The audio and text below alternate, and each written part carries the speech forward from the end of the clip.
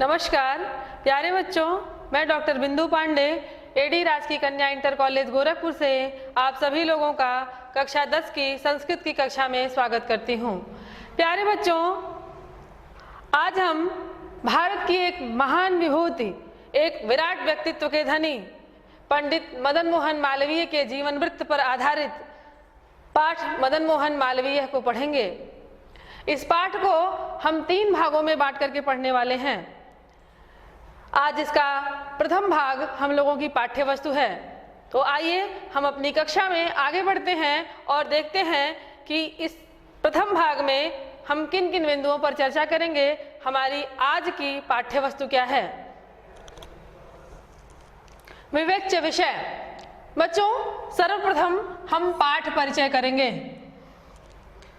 तदनंतर पाठ का सारांश देखेंगे, जो आपके पाठ्यक्रम का सबसे महत्वपूर्ण भाग है। यह आपकी परीक्षाओं में भी पूछा जाने वाला प्रश्न है। तो हम इस पाठ के सारांश से पूर्णतया परिचित होंगे। उसके बाद हमारे पाठ में जो गद्यांश निहित हैं उसका हिंदी में अनुवाद समझेंगे। उसमें आए हुए जो कठिन शब्द हैं उन शब्दों का अर्थ भी हम जानेंगे, काठिन्य निवारण भी हम करेंगे। और अंत में बच्चों, संदर्भ सहित अनुवाद कैसे लिखा जाता है उसका एक निदर्शन, एक उदाहरण भी हम समझेंगे। तो आइए हम पहले पाठ से परिचित होते हैं। पाठ परिचय। यह परिचय पंडित मदन मोहन मालवीय जी का परिचय है। पंडित मदन मोहन मालवीय एक अच्छे वकील, सफल कथावाचक, कुशल संपादक और सच्चे देशभक्त थे। इनकी मानसिक और वैचारिक श्रेष्ठता को देख करके महात्मा गांधी जी ने इनको महामना की उपाधि से विभूषित किया। भारतीय राष्ट्रीय कांग्रेस में भी इनका महत्वपूर्ण स्थान था। ये शिक्षक बने, संपादक बने, वकालत की, परंतु इनके मन को शांति नहीं मिली और अंततः यह स्वतंत्रता संग्राम में कूद पड़े। मालवीय जी के अनुसार भारतीयों के पिछड़ेपन का प्रमुख कारण उनका अशिक्षित होना था। इसीलिए इन्होंने शिक्षा की एक ऐसी मशाल जलाई जो आज तक ज्वलंत है, दैदीप्यमान है और भारतीय जनों को ज्ञान के लौ से आलोकित कर रही है। उस मशाल का नाम काशी हिंदू विश्वविद्यालय है, जो वाराणसी में गंगा के तट पर अवस्थित है। यह विश्वविद्यालय पंडित मदन मोहन मालवीय जी की धवल कीर्ति को संपूर्ण विश्व में प्रसारित कर रही है। इस पाठ में मालवीय जी के व्यक्तित्व और कृतित्व के विषय में विस्तार से प्रकाश डाला गया है। हम लोग उसको सविस्तार समझेंगे। तो आइए बच्चों, सर्वप्रथम हम इस पाठ का सारांश देखते हैं। पाठ का सारांश। मालवीय जी का व्यक्तित्व। गौरवर्ण एवं कांतिमय शरीर, श्वेत वस्त्र, गले में दुपट्टा, सिर पर सफेद पगड़ी, मस्तक पर कुमकुम मिश्रित सफेद चंदन का तिलक और सफेद उपान अर्थात जूते मालवीय जी के भारतीय चरित्र और हृदय की निर्मलता को प्रकट करते थे। वस्तुतः भारतीय संस्कृति इनके रूप में रूपायित थी। ऐसा प्रतीत होता था कि भारतीय संस्कृति मूर्तिमान स्वरूप धारण करके मालवीय जी के रूप में उपस्थित हुई है। पंडित मदन मोहन मालवीय जी का जन्म 1861 ईस्वी में 25 दिसंबर को प्रयाग के एक ब्राह्मण परिवार में हुआ था।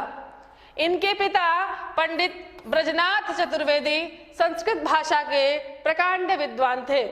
इनके पूर्वज मालव देश से आकर के प्रयाग में रहने लगे थे, इसी कारण इन्हें मालवीय कहा जाने लगा था। इनका परिवार धन से बहुत समृद्ध नहीं था, परंतु धार्मिक होने के कारण ये समाज में समादृत परिवार था, सम्माननीय परिवार था। शिक्षा, मालवीय जी की प्रारंभिक शिक्षा प्रयाग की एक संस्कृत पाठशाला में हुई थी। संस्कृत के अध्ययन से इनके हृदय में भारतीय आदर्श चरित्रों तथा भारतीय संस्कृति एवं देश के प्रति श्रद्धा उत्पन्न हो गई। बाद में इनकी शिक्षा राजकीय हाई स्कूल तथा म्योर सेंट्रल कॉलेज में हुई। पारिवारिक परिस्थितियों के प्रतिकूल होने के कारण इन्होंने अपनी शिक्षा को आगे बढ़ाने की इच्छा होते हुए भी उसको रोक दिया और अध्यापन कार्य में संलग्न हो गए। पर्याप्त समय बाद इन्होंने LLB की परीक्षा उत्तीर्ण की और उस परीक्षा को उत्तीर्ण करके प्रयाग में स्थित उच्च न्यायालय में वकालत प्रारंभ कर दी। अब हम मालवीय जी की प्रतिभा से परिचित होते हैं। प्रतिभा, मालवीय जी ने अखिल भारतीय कांग्रेस के कलकत्ता अधिवेशन में व्यवस्थापिका सभा विषय पर विचारपूर्ण और गंभीर भाषण दिया। उस समय उनकी आयु मात्र 25 वर्ष थी। इनके विशद विचारों को सुनकर के उच्च कोटि के नेता और देश सेवक स्तब्ध रह गए। इन्होंने राष्ट्रीय नेताओं की अग्रिम पंक्ति में अपना स्थान बना लिया। इनकी प्रतिभा से प्रभावित होकर के काला कांकर के राजा रामपाल सिंह ने इनसे हिंदुस्तान दैनिक के संपादन का अनुरोध किया। यह एक दैनिक समाचार पत्र था। हिंदी सेवा और राष्ट्र सेवा। हिंदुस्तान पत्र का संपादन करते हुए मालवीय जी ने राष्ट्रीय भावना और हिंदी भाषा का व्यापक प्रचार प्रसार किया। हिंदुस्तान के अतिरिक्त इन्होंने अन्य कई और पत्रों का भी संपादन किया। पत्रों के संपादन के समय इन्होंने राष्ट्र सेवा और हिंदी सेवा को प्रसारित करना, उनको व्यापक स्तर पर पहुंचाना उनका मुख्य लक्ष्य था। न्यायालय में भी हिंदी भाषा प्रयुक्त हो, इसके लिए मालवीय जी ने पर्याप्त प्रयास किया। वकालत, मालवीय जी के विचार स्पष्ट, गंभीर और युक्तिसंगत होते थे। अंग्रेजों की आलोचना करते समय ये तनिक भी भयभीत नहीं होते थे। पत्र संपादन में मन न लगने के कारण इन्होंने कानून की शिक्षा प्राप्त की और LLB की परीक्षा उत्तीर्ण करके ये प्रयाग में स्थित उच्च न्यायालय में वकालत करने लगे। इन्होंने अपनी प्रतिभा के बल पर न्याय के क्षेत्र में पर्याप्त ख्याति अर्जित की। यह कभी झूठे मुकदमे की पैरवी नहीं करते थे। देश की स्वतंत्रता में योगदान, अध्यापक रहते हुए और पत्रों का संपादन करते हुए जब मालवीय जी के मन को शांति नहीं मिली तो ये स्वतंत्रता संग्राम में कूद पड़े, क्योंकि देश की परतंत्रता से इनका मन बहुत खिन्न रहता था। ये देश को स्वतंत्र कराने की चिंता में लग गए और 3 बार अखिल भारतीय कांग्रेस दल के सभापति बने। सन 1931 ईस्वी में अंग्रेजों के साथ संधि वार्ता करने के लिए ये गांधी जी के साथ इंग्लैंड गए। आंग्ल भाषा में व्यक्त किए गए उनके विचारों से अंग्रेज बहुत ही प्रभावित हुए। रचनात्मक कार्य, मालवीय जी ने राष्ट्र सेवा में लगे रहकर मैकडॉनल हिंदू छात्रावास और मिंटो पार्क का निर्माण कराया। देश की उन्नति के लिए शिक्षा को विशेष साधन मान करके वाराणसी में इन्होंने गंगा के तट पर काशी हिंदू विश्वविद्यालय की स्थापना की। इस विश्वविद्यालय परिसर में अनेक महाविद्यालय हैं, जिसमें विदेशी भाषा, विज्ञान, कला आदि का ज्ञान कराते हुए भारतीय संस्कृति, धर्म, दर्शन और इतिहास की शिक्षा दी जाती है।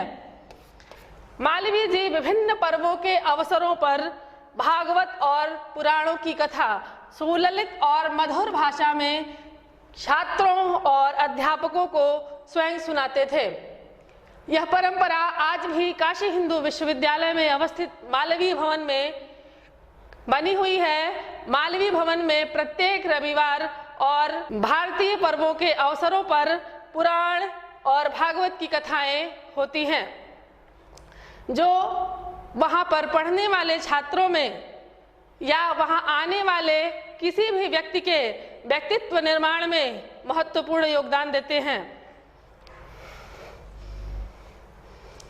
भारतीय आचार विचारों से छात्रों को परिचित कराना ही मालवीय जी का मुख्य उद्देश्य था। विश्वविद्यालय की स्थापना के बाद से ही मालवीय जी उसके आजीवन कुलपति रहे। यह छात्रों को अपने प्रिय पुत्र सा मानते थे। किसी छात्र के बीमार पड़ने पर उसे पितृवत वात्सल्य और स्नेह प्रदान करते थे। आर्थिक संकट उपस्थित होने पर मालवीय जी उसकी आर्थिक सहायता भी करते थे। मालवीय जी देश के असहाय जनों के कष्टों को देखकर अत्यंत दुखी रहते थे। इन्होंने एकता और अखंडता के लिए हमारा देश एक सूत्र में बंधा रहे, इसके लिए उन्होंने महान प्रयास किए। सन 1944 ईस्वी में भारत में सांप्रदायिक झगड़े हुए, जिसमें हजारों लोग मारे गए। इसे देखकर मालवीय जी का हृदय अत्यंत दुखी हुआ और कुछ समय बाद उन्होंने अपने प्राण त्याग दिए।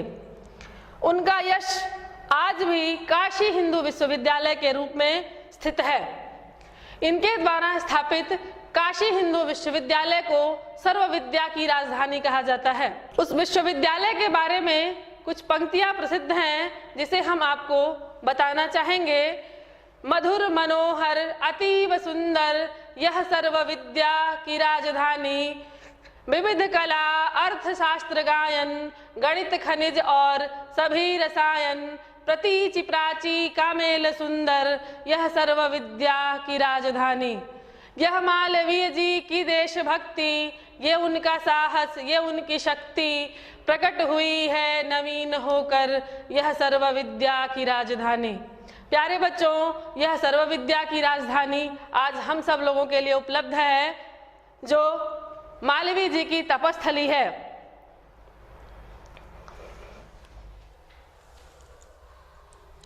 बच्चों, अब हम इस पाठ में निहित गद्यांश को पढ़ेंगे। सर्वप्रथम हम इसका वाचन करेंगे और तदनंतर उसका अनुवाद करेंगे। तो हम पहले वाचन करते हैं।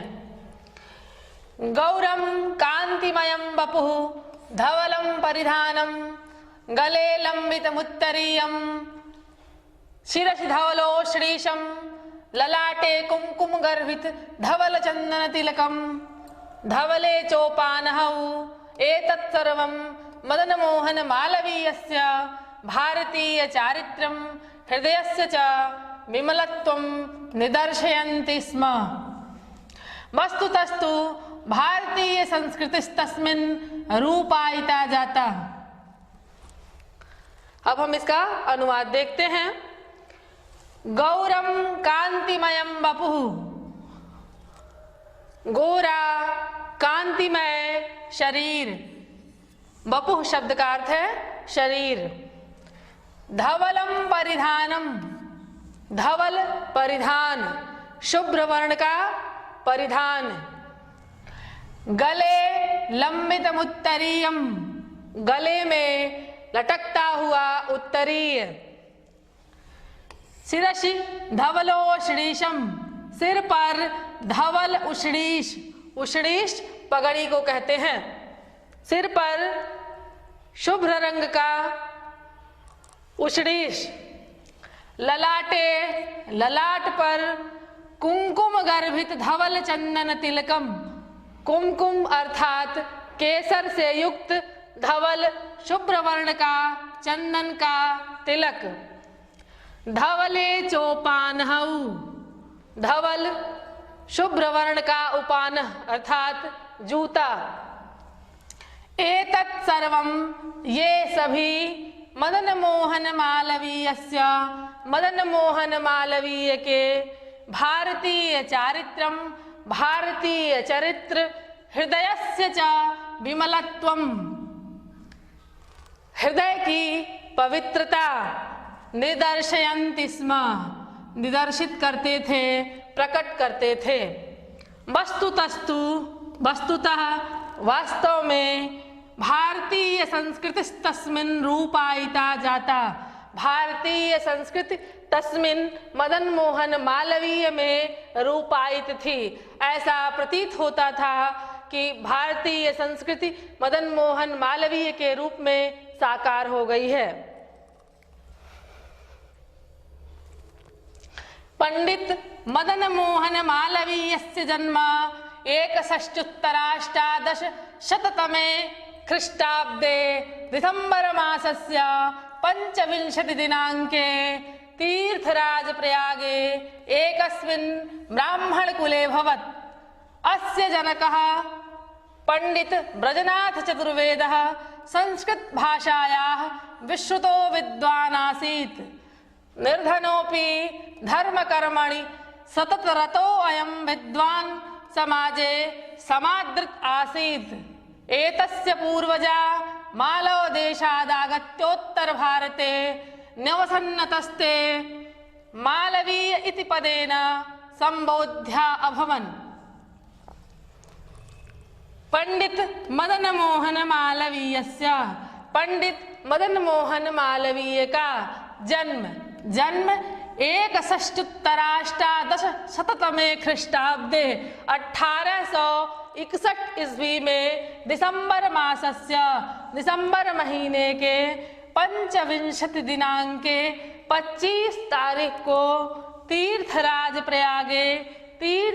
प्रयाग में एकस्मिन् एक ब्राह्मण कुले भवत्। एक ब्राह्मण कुल में हुआ था। अस्य जनकः इनके पिता पंडित ब्रजनाथ चतुर्वेदः पंडित ब्रजनाथ चतुर्वेदी संस्कृत भाषा के विश्रुतो विद्वान् आसीत्। प्रख्यात विद्वान थे। निर्धन होने पर भी धर्म कर्म में सतत रतो अयम विद्वान सतत रत निरंतर लगा हुआ यह विद्वान। कौन विद्वान? पंडित मदन मोहन मालवीय के पिता पंडित ब्रजनाथ चतुर्वेदी। समाजे समादृत आसीत समाज में समादृत थे, आदर की दृष्टि से देखे जाते थे। एतस्य पूर्वजा इनके पूर्वज मालव देशादागत्य उत्तर भारते मालव देश से आकर के उत्तर भारत में न्यवसन्नतस्ते निवास करने लगे। ततः ते इसलिए वे मालवीय इति पदेन मालवीय इस नाम से संबोध्या भवन संबोधित किए जाने लगे। उनको मालवीय कहा जाने लगा।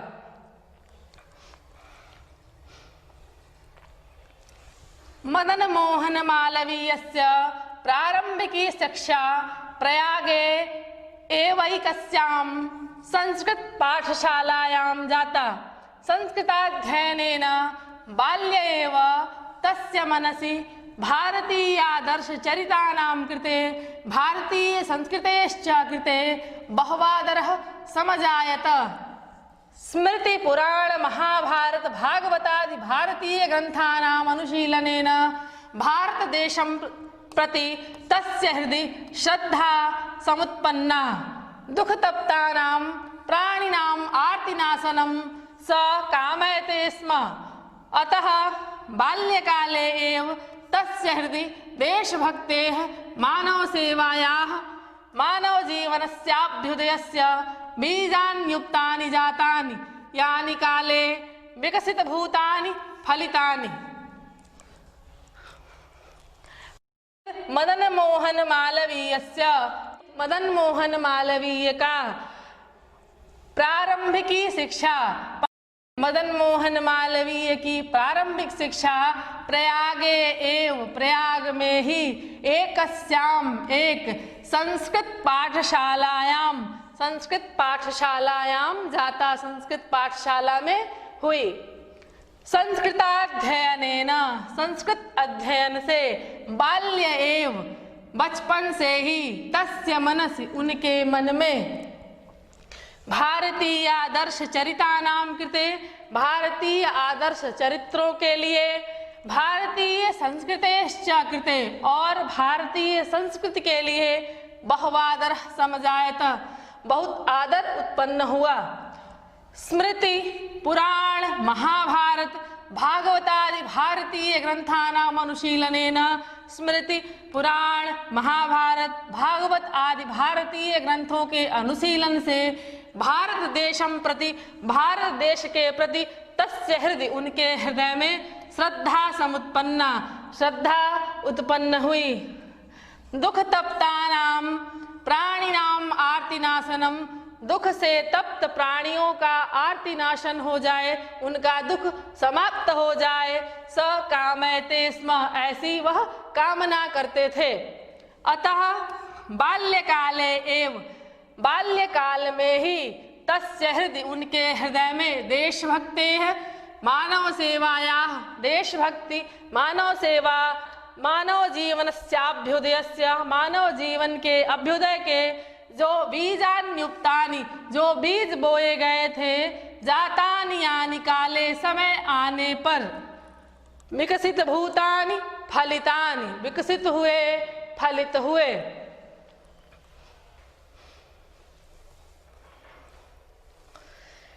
कालांतरे सह प्रयागे प्रथम संस्थापिते राजकीय हाई स्कूल नाम्नि विद्यालये पठन एंट्रेंस परीक्षा मुदतरत, ततः म्योर सेंट्रल कॉलेजे धीयान बीए परीक्षायाः पारंगतः। अग्रे पठितुम् इच्छन्तम् अप्यर्थकार्षं तमबाधत।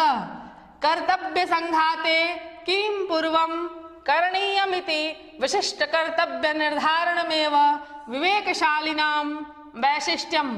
अतः जीवन निर्वाहार्थं तेनाध्यापन वृत्तिः स्वीकृता। कालांतरे, कालांतर में, सह प्रयागे, वह प्रयाग में, प्रथम संस्थापिते, प्रथम संस्थापित राजकीय हाई स्कूल नामनी, राजकीय हाई स्कूल नामक विद्यालय पठन, विद्यालय में पढ़ते हुए एंट्रेंस परीक्षा मुदतरत, उन्होंने एंट्रेंस परीक्षा उत्तीर्ण की। ततः उसके बाद म्योर सेंट्रल कॉलेज धीयानः, म्योर सेंट्रल कॉलेज में पढ़ते हुए बीए परीक्षाया, बीए परीक्षा को पारंगतः, पार कर गए। अग्रे पठितुम इच्छन्तम अपि, आगे पढ़ने की इच्छा होने पर भी अर्थकार्षम तम बाधत, अर्थकार्षम अर्थात धन की कमी ने तम बाधत, उनको बाधित किया। कर्तव्य संघाते, कर्तव्य का संघात होने पर, एक साथ बहुत सारे कर्तव्यों को सामने आने पर, किम पूर्वम करणीयम, पहले क्या करणीय है, क्या करने योग्य है, इति विशिष्ट कर्तव्य निर्धारण में, वह ऐसे विशिष्ट कर्तव्य का निर्धारण करना ही विवेकशालिनाम वैशिष्ट्यम, विवेकशालियों का वैशिष्ट्य होता है। अतः जीवन निर्वाहार्थम, उन्होंने जीवन निर्वाह के लिए तेन अध्यापन वृत्ति स्वीकृता, तेन मदन मोहन मालवीय ने अध्यापन वृत्ति स्वीकृत की।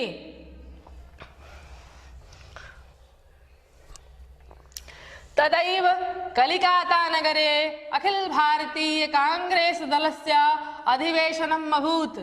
मालवीय महोदयस्तत्र गतः व्यवस्थापिका सभा विषयमवलम्ब्यातीव गंभीरं विचारपूर्णं भाषणं चाकरोत्। 25 वर्षीयस्य यूनः मालवीयस्य मनोहारिण्या शैल्या विशद विचारान् संसृत्य नेतार इतरे चोपस्थिता जनाः देशसेवकाश्च चकिता अभवन्। एकेनैव भाषणेनासौ राष्ट्रञ्च स्थानां नेतॄणां पङ्क्तौ स्वामुपेशयत्। तस्याध्ययनस्य तस्य सदाशयतादिगुणानां तस्य च विनयस्येदं प्रतिफलम् आसीत्।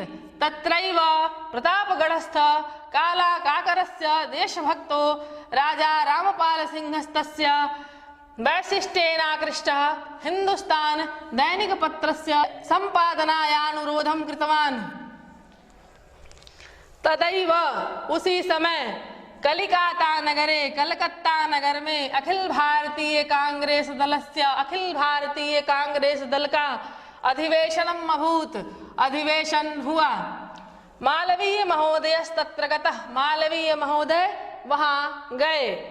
व्यवस्थापिका सभा विषयमवलम्ब्यातीव, व्यवस्थापिका सभा विषय पर आधारित अतीव गंभीर विचारपूर्ण भाषणम चाकरोत, भाषण दिया।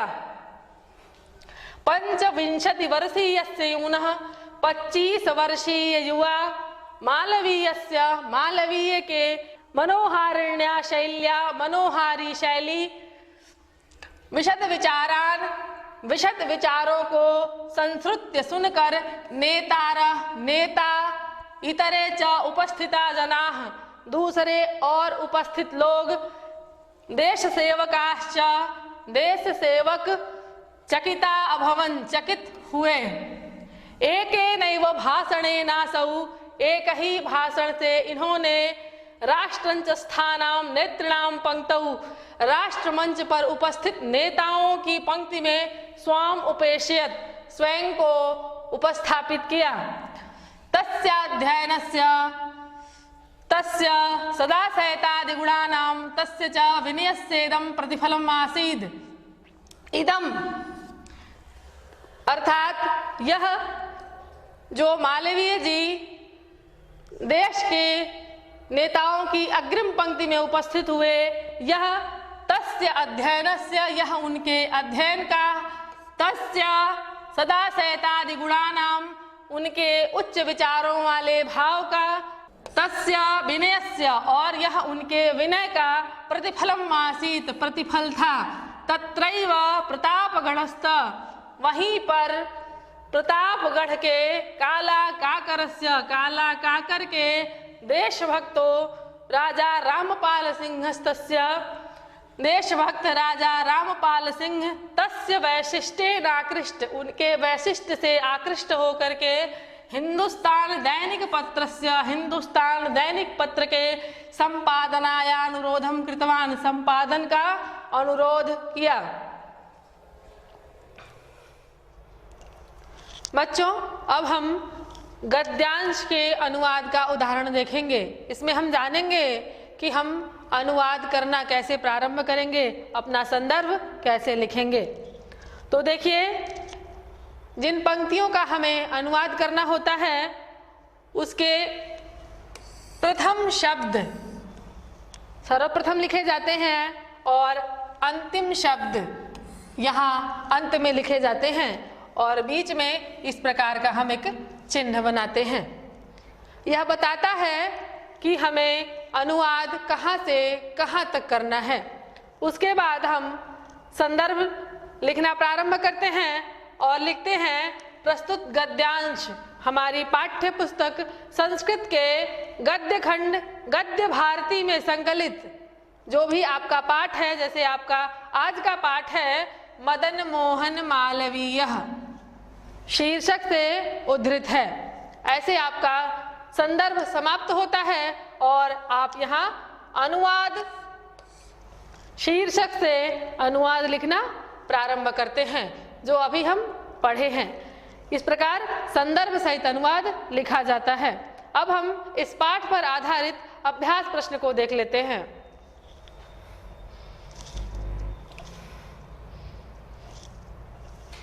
अभ्यास प्रश्न, हमारा पहला प्रश्न है मदन मोहन मालवीय पाठ का सारांश लिखिए।